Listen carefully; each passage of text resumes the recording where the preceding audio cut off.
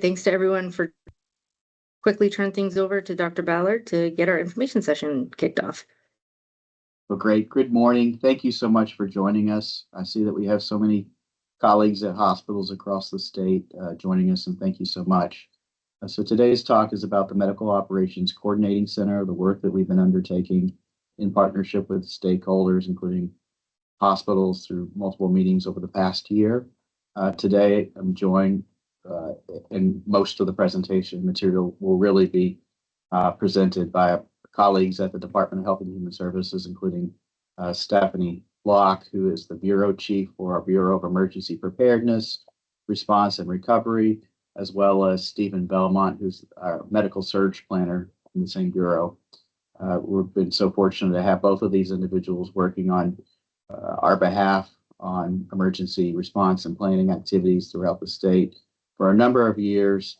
And this work really began initially pre-COVID, and we obviously had to react and all join together on numerous opportunities through the last 8 years.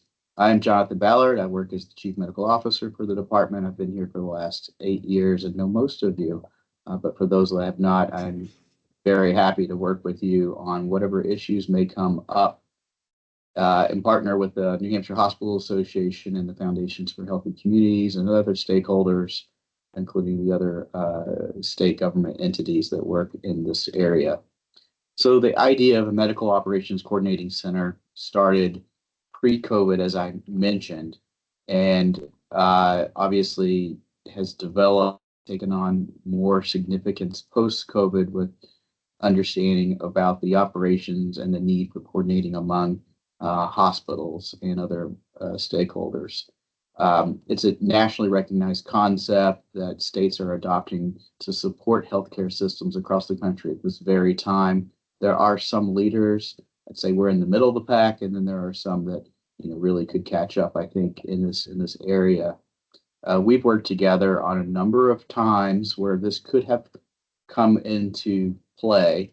There have been significant situations where we've had strains on individual local hospitals where other hospitals had resources available, and there has been some coordinating efforts. We've done this in various formats, particularly with the assistance of the Hospital Association, and coming together as the chief medical officers for all the hospitals on numerous times. And we can think of individual hospitals who had emergency situations where we've had to load balance, move patients around, share resources, individual situations that could be isolated in one setting or could affect the larger state in multiple hospitals at once.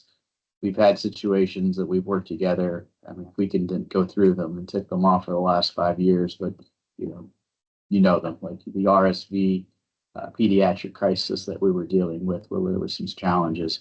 We've had supply chain issues. We had blood product change issues. We had IV solution challenges. We can name it. But I think in this regard, many of these situations are natural disasters or even man-made disasters that could happen. And I don't think it's a matter of if these things will happen in New Hampshire. We see them happening across the country, around the world, frequently these days. I think it's a matter of when we will see this and when we would need to work together to coordinate and load balance and make sure that all granite staters have the resources that they need and that hospitals have the resources and capacity that they need. We've seen many times where the healthcare system could use some coordination, some state level leadership, state level coordination of information, sharing of resources, and reducing the burdens on individual hospitals. And that's what really this idea is. What it is not is taking away any type of local control, any decision making by yourselves about how you operate, which patients you accept, or which patients that you need to transfer. It's purely an assistive type of idea in our philosophy here in New Hampshire. And the idea is that it would always be available and we could stand up this coordinating center when we need to, not whenever it does not require a state of emergency. It does not require the activation of the State Emergency Operations Center. Again, hospitals would have final authority on deciding which patients they accept or transfer out. It's really a high-level coordinating center that connects to available resources such as beds or emergency medical services, trucks or assets with the hospitals that need that resource. Uh, and again, all hospitals would have final authority. Um, we recognize that typically hospitals that operate within a system would likely transfer within their own healthcare system first, as you typically do with your normal daily operations. And we just, taking that into account. When a MOCC, Medical Operations Coordinating Center, would be activated, we would need all hospitals to participate, though, and to help coordinate and understand and learn from each other. That may include recruiting and obtaining a medical expertise in a particular topic. We've had several drills over the past year where we had a drill looking at a mass burn event from an explosion. And unfortunately, we've seen that actually play out in the weeks following that in other parts of the country, just as our drill set up, where local resources were overwhelmed at a hospital and they needed to have a clinical consultation immediately and to set up strategies for offloading patients who were burn victims. But a trauma center and a burn expert was needed in our exercise. And so that would be just one example. We may not predict what the future holds, but maybe we would need some type of a expert in a different area. So those are types of resources that we could stand up and assist with and create a coordinating method, risk stratification as well.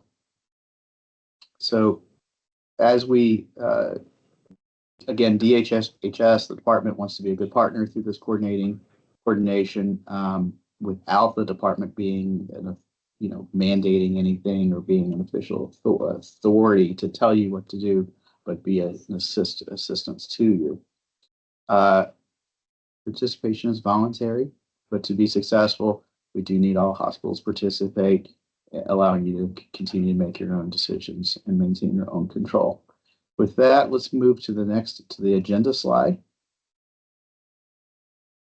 So our agenda today is I think it's important for us to understand where we've been, how this came to be, so we understand where we would like to go as in Granite State and tailor it to our needs. So we'll talk about that, talk about the planning efforts, idea of what we thought the MOCC might mean for New Hampshire, but really we've changed over the past year based on all of our conversations and where we think we've settled at what it should be for the time being. We'll talk about the concept of the operational components of what it really does and the next steps. We'll have I think this presentation will be pretty short, and we will have plenty of time for conversation at the end. I think with that, I'm going to turn it over to our Bureau Chief, Steph Locke, for our Bureau of Emergency Preparedness, Response, and Recovery. So, Steph, take it away. Thanks, Dr. Ballard. I'm just going to advance to the next slide here. As Dr. Ballard mentioned, the idea of a MOCC really isn't a new concept, and in some states it's been utilized even before the COVID-19 pandemic. We saw in the state of Missouri, which was one of the first states to be able to have a MOCC, that they established themselves around 2009, and then shortly after that, Texas came on board with the idea of regional MOCCs that fed up to a state MOCC. It was largely driven at the time through the trauma system and making sure that the trauma patients were receiving the level of needed, and it was an effort to decompress hospitals so that one single hospital wasn't getting overwhelmed with patients, and especially trauma patients. We saw examples of the MOCC during the COVID-19 response. And so there's quite a few examples of where the MOCC was used successfully and some lessons learned that we've looked at here in New Hampshire through the planning process. First, we look to our western state of Vermont.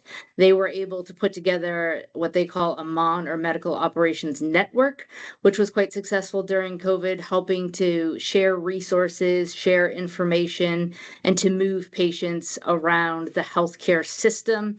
It was well organized and it used their current infrastructures that were already in place. And they've actually been able to keep their medical operations network after the COVID pandemic response ended, and they've used it in small scale responses since that time. And it's something that they practice routinely and have a plan for. And so we've looked to heavily to see what lessons they've learned, to see if there's anything we want to incorporate here in New Hampshire. We also looked to Rhode Island. They looked predominantly during COVID to decompress hospitals by transferring people to the post-acute care setting. And so they were able to move patients into rehab hospitals, into long-term care settings. Their big lesson learned that we've taken is that they never had a medical director to oversee the operations. And so that led to some challenges, and their MOCC has since closed because of the lack of COVID funding.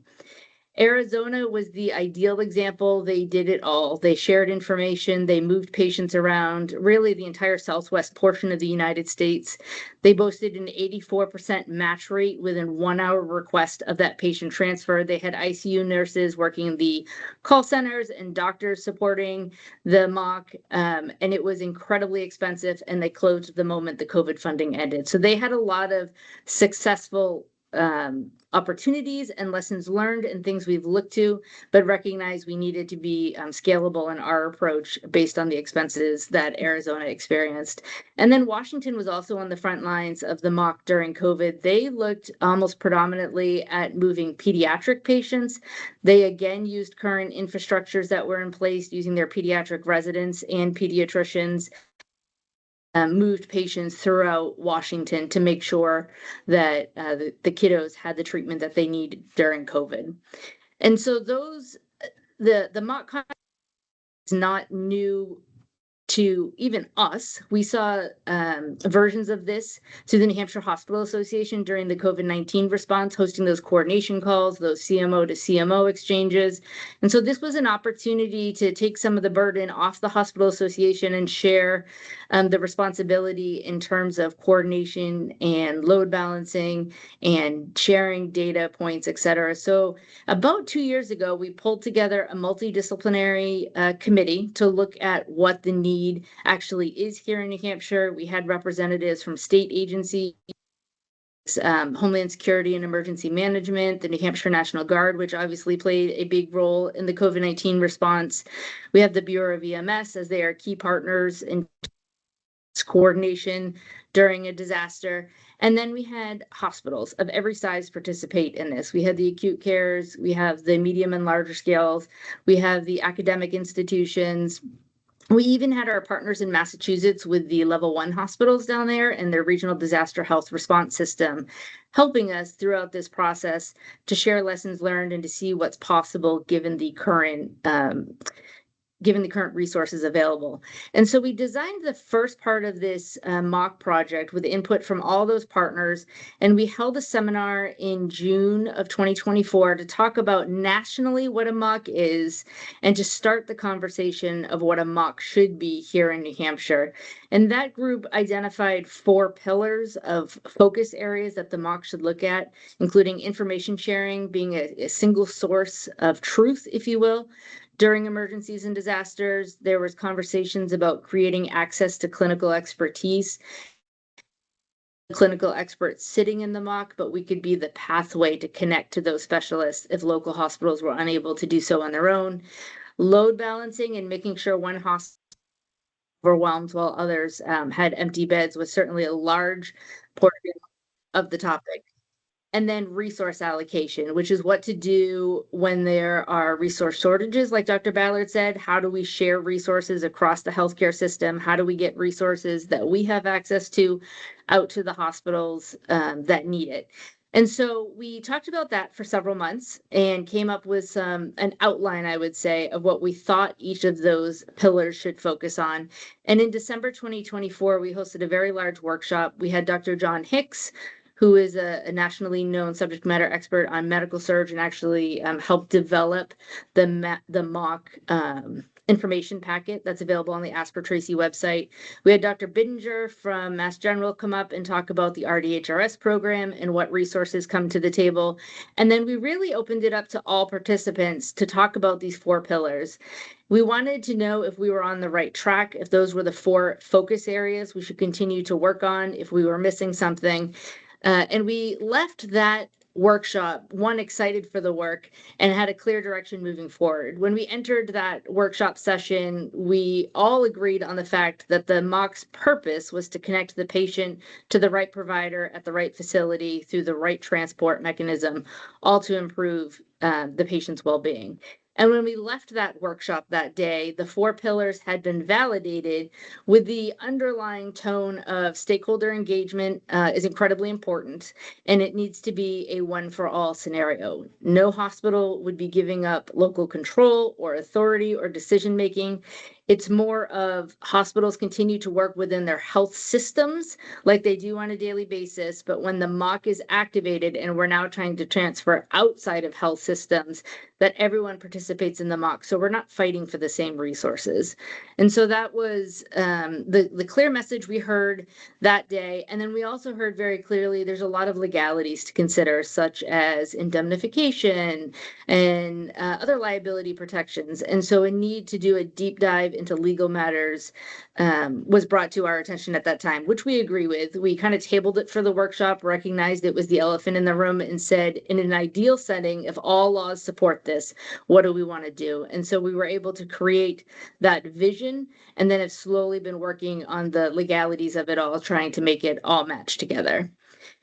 And so the team spent several months developing the MOCC concept of operation, which is available for anyone that's interested in seeing it. I think it's important to note what's in scope and what's out of scope. So in scope is the 4 pillars that I just talked about: load balancing, resource allocation, clinical expertise, and information sharing. What's out of scope for the MOCC is interfering with daily operations, period. Hospitals do this every day. They do not need the MOCC to help with that. So there's no concern or intent to interfere with daily operations. The MOCC is also not going to interfere with pre-hospital EMS assets. Somebody calls 911, the ambulance goes to the house, they pick them up, they have a conversation, and given the information they have, they transport to the closest, most appropriate hospital. That system has been around for a very long time. It's very effective, and it would not be helpful. In fact, it could be harmful if the MOCC tried to interfere with that. What the MOCC seeks to do with EMS resources is to help coordinate access for that interfacility transfer. So somebody needs to go from hospital A to hospital B. The MOCC would help find that EMS asset and then assign it to your hospital to do that transfer for you. But anything pre-hospital 911 related is out of scope for this project. Forced transfers are off the table. We spent quite a bit of time talking about that. Some states do have a forced transfer system, and we recognize that's just not going to work in New Hampshire. So no forced transfers from the MOCC. And we fully recognize and acknowledge the relationships that exist within the current and rely on those relationships to continue. So again, even if the MOCC is activated, if you are part of a health system, the ask will go to the health system, could you take these 5 patients? And then that health system decides at which affiliated hospital that patient is safest to go to. And then they would either accept or decline the transfer from there. There's also several planning assumptions associated with the MOCC. And the first is that the local resources are exhausted. We recognize the facilities are tired and overworked and overwhelmed every day, but the MOCC activates when the hospital has said, we've tried all our normal channels. It's now potentially compromising patient safety, and we need the MOCC to come in and help us make those connections and connect a patient to an open bed. Again, Dr. Ballard talked about it and I mentioned it, the all-in once activated. So if the MOCC is activated and we are trying to transfer patients between health systems, we need all the health systems to funnel their availability and information up to the MOCC, just so that we can have those coordinated conversations of what's available and where is it safest to put the patients. Otherwise, the MOCC could be calling hospital A and 3 other hospitals could be calling hospital A, and we're competing for the same resources. So we're saying we won't call individual hospitals within a health system. We'll, access through the leadership of that hospital system or the transfer center. And then we're asking for all hospitals to be able to participate in the conversation. We recognize that waivers may be needed, right? And to be able to go over normal census levels. And that's certainly part of the conversation. We also recognize that the MOCC is available whether there's a state of emergency or disaster declaration or the state EOC is activated. It is not a requirement that the state EOC or disaster declaration occur in order to be able to open the MOCC. We want the resource to be available at routine times throughout the year when the system is overwhelmed. And then we recognize that MOCC staffing is a huge component of this planning effort, and I'll talk about that in just a few minutes. So this is our activation levels, I guess we'll say. There was a lot of discussion about this and things such as simple as how do we call the activation level? And the team thought the level 3 should be steady state, which is aligned, I think, with the NICU levels, and then we escalated from there. So level 3 is the MOCC is not activated, but the MOCC team is following things. So for instance, a hospital goes on diversion, the CAT scan goes down, and a Juvari notice goes out. The MOCC doesn't need to activate for that, but the EPR duty officer, so someone from my team, the Healthcare Coalition, the Hospital Association, we all get notifications through Juvari, so we're just following it, and perhaps we check in with the host hospital to see if they need anything. A partial activation is level 2. That's when part of the MOCC staffing would either sign on virtually or go to a predetermined location. And this is where the load balancing is really starting to occur, or removing resources or sharing resources that we have. It's not a full activation. The MOCC is still able to work with the health system within New Hampshire and provide the support that's needed. And then the level 1 is a full activation. We may need federal resources. We may be transferring patients across state line in order to do that, or we may be requesting federal staffing or resources. And so these are the 3 activation levels. It's meant to be scalable and fluid. It's just a starting point to a conversation. And so we recognize that just because some support is needed, it doesn't mean that everybody has to report to the MOCC, but the team is there if it becomes necessary. And this is our org chart for the MOCC. You may be wondering how we're going to staff it, which is something in full transparency we're still exploring. We have some ideas. So I'll start with the planning section and the logistics section. That's very easily state staff. That's actually my team. They're trained and credentialed to fill these positions for other responses anyways. The operations section really is a combination of people that are working anyways and in their own facilities. And so the RDHRS, the Regional Disaster Health Response System, they're out of Massachusetts. They'll stay out of Massachusetts, and they get connected to the response if we need to transfer across state lines. We have our facility liaison lead. You have people at your hospitals that are already working and keeping track of the situation and communicating to the Healthcare Coalition and others what your status needs are. And we'd love to be able to assign you a staff person so you have a direct connect here with somebody at the department when the MOCC is activated to maintain that situational awareness. The call center is likely to be state staff. We're working on identifying and training those staff members. And then again, the planning and logistics section is all state staff. We're actually exploring grants to be able to hire a medical director for the MOCC so that there's no strain on the health system to provide that leadership medical direction skills. But we also recognize that in a large scale or prolonged response, it may be necessary to have more than one medical director. And so we've had those initial conversations with the MOCC planning team to say, what would it look like for hospitals to help to support that? If the hospital is experiencing the surge and drowning themselves, we're not asking for their medical director to help with the MOCC, but is there a way another hospital could help support that? And so there's been some fairly open conversations about that. I don't think that the answer is solid, but there's an interest to continue to explore what that looks like. And of course, our subject matter experts, whether they're in state or in surrounding states or even across the nation, would be accessed through the MOCC and provided through those host organizations. And so if we take a minute and look at what the successes in this planning process have been so far, the first great piece of exciting news is that all hospitals have engaged in some level or another in this planning process. We've also had the Healthcare Coalition and the Hospital Association that's been active participants in this plan. And we've been able to use current infrastructures. we talked a lot about, are we trying to create a new multi-million-dollar center that's only going to be used a handful of times a year, or do we want to use current infrastructures that already have the relationships and are already successful? And we learned from looking at the other states that had MOCCs, those that were most successful leveraged current relationships and infrastructures. And so we have the fire mobilization plan that activates EMS assets from across the state and sends them to a specific area. And so that is the plan in this scenario. If we need a batch of ambulances to go to a hospital to decompress a hospital, we would activate the fire mobilization plan, send the ambulance strike team, and then coordinate transports from there. And if it's multiple hospitals from across the state that need to have load balancing, then we would still work with the fire mobilization plan to send ambulances to those respective hospitals and work with the fire marshal's office and the Bureau of EMS who oversee this plan to make that happen. We're also in talks with the dispatch center that oversees the fire mobilization plan to be able to connect them into the MOCC to get that information shared in real time. We've also met with hospital transfer centers to talk about what their processes are and to see if we could access hospital census availability, I guess is a better word, through the transfer centers. Again, it's happening every day. Your hospital staff are trained and know the processes and know the pathway to accept patients. And so we've had those conversations, and it seems that's the best way to access hospitals during a MOCC activation. And then we partnered with key organizations, and some of those I've already talked about.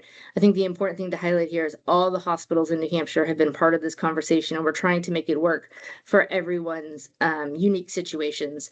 And then we've really used the crawl, walk, run. I would even say we started with the sitting up phase. If you're thinking in terms of an infant, we're still sitting up and starting to crawl. We have monthly touch points with the MOCC steering committee. There's subgroups that meet to actually dive into the details and get through the work. We've had several MOCC exercises with the Healthcare Coalition, and over the last 2 years, we've advanced the concepts and the discussion points with the MOCC as it relates to MOCC. And in fact, this spring, we plan on using some of the processes and actually trying to match patients with fictional open beds at that MOCC. And then for those that are familiar with the Hospital Preparedness Program grant, there are certain requirements that we must meet to maintain the grant. And we've been able to flip those into a useful exercise for New Hampshire. So instead of just checking the box to meet a grant deliverable, we've been able to transform them and be useful in terms of developing this MOCC and subsequent concepts. So what's next for the MOCC committee? Well, there's a lot of work that's been done and even a lot more to go on. And so Steve is getting ready to launch phase 2 of the overall project. And that's really engaging the post-acute care centers, so the long-term cares, assisted living facilities, rehab facilities, pharmacies, urgent cares.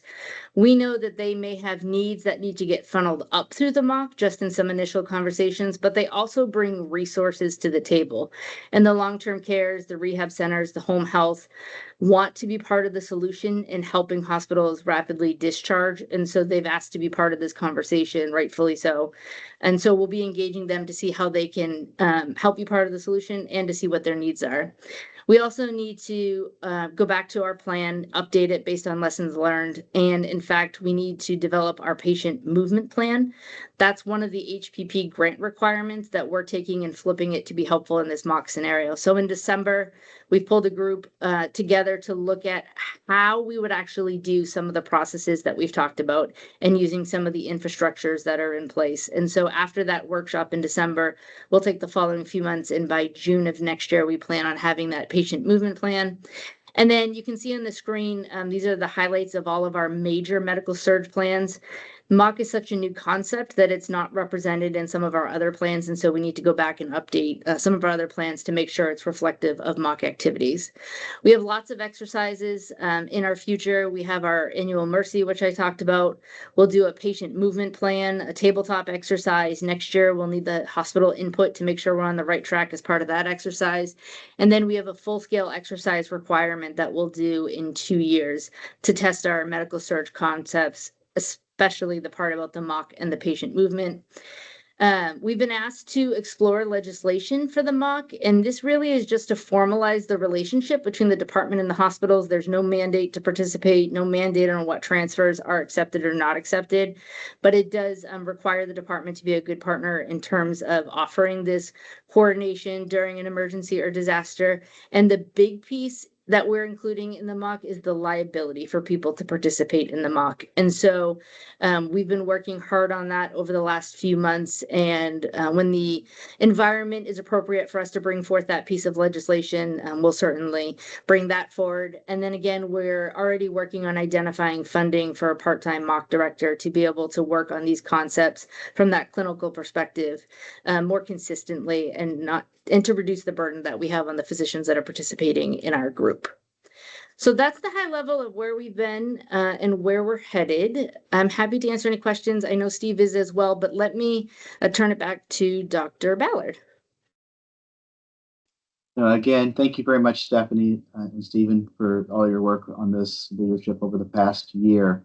As you can see, there's been a lot of work happening. There's a lot of work still to go, and it has great potential to be a resource to hospitals, particularly in times of crisis and being overwhelmed and needing those resources. So I really don't have anything further to add. I think that this is a good moment to pause and gather reactions and questions. We do have the chat function available. We also can certainly, you control your own microphone and come off mute. So we just, if anyone would like to raise your hands, the Teams functionality will provide an order of the hands raised.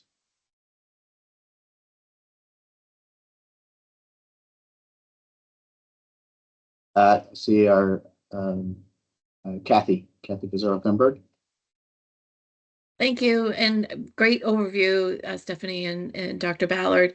So many of the hospitals are also familiar with SDMAC, the State Disaster Medical Advisory Committee. Could you explain the differences and how they all, how it all works together with the MOCC?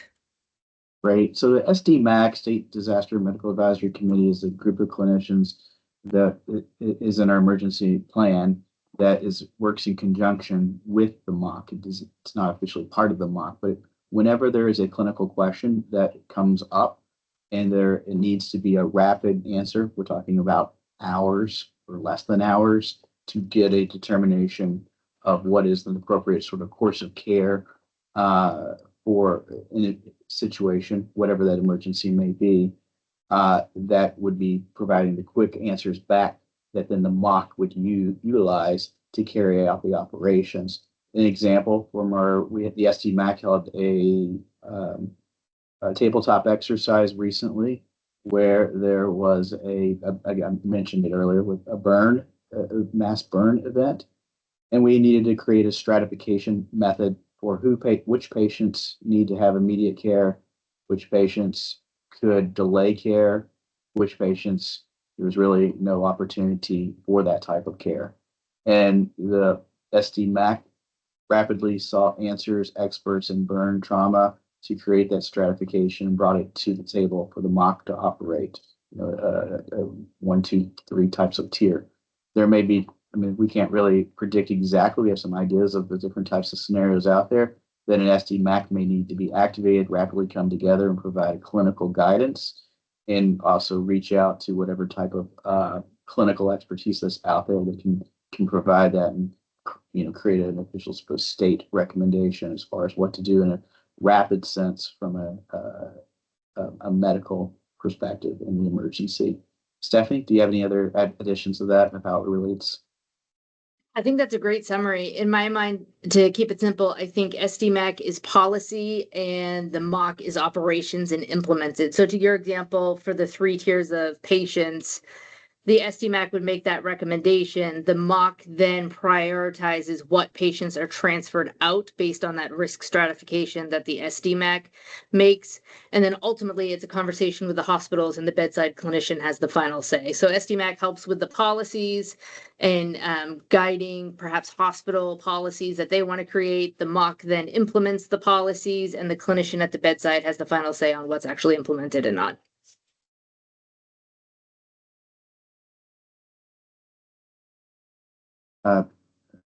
Dr. Leahy. Sure. I think this is great work, and kudos to everyone who was involved. And with that, I know that this is an evolving kind of process. You mentioned in phase 2 you're going to be approaching long-term care facilities. I think at some point it may be also helpful to kind of explore an expedited guardianship program as well, because I think it's the other thing that frequently delays our ability to transfer patients.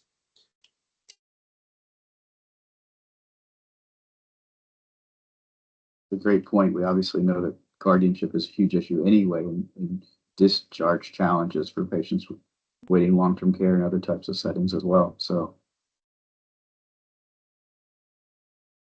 there is a question in a chat. What is the next step for the hospitals? I can jump in and then I'll let Steve fill in any details if that's all right. So the hospitals have been great about participating. We've had a lot of operations-based people participate, and we've had some CMOs participate. We're incredibly grateful for the participation so far. I would encourage the hospital executives that haven't been participating to have those conversations with their operations people to see how this fits best within the needs, and have that discussion from policy to operations internally, and then to stay involved with the MOCC committee that's pulling these plans together. And then when it's time to exercise it, we really, really need a lot of hospital participation to make sure we're getting it right for the various types of hospitals and different perspectives from those hospitals here in New Hampshire. So if I can just summarize, keep doing what you're doing, have those internal conversations so you can come up with what works well and what your needs are internally, and then participate in the exercise cycle that'll be starting in a few months from now. But Steve, is there anything you'd want to add? No, I think that's exactly it, Stephanie. Just the continued engagement and support is a huge next step for us.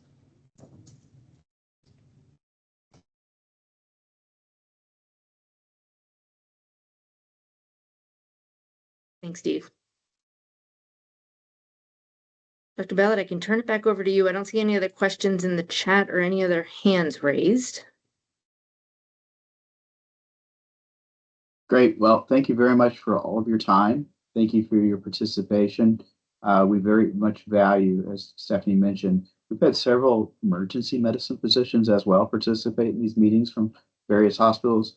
They have offered tremendous insights. And so I would encourage when your conversations, when you learn about these, if you have particular individuals that you know would be very able to contribute to our future meetings, such as those emergency medicine physicians, in addition to your hospital emergency preparedness director, it would be very helpful to make sure we get this right and to meet the needs of your individual hospital.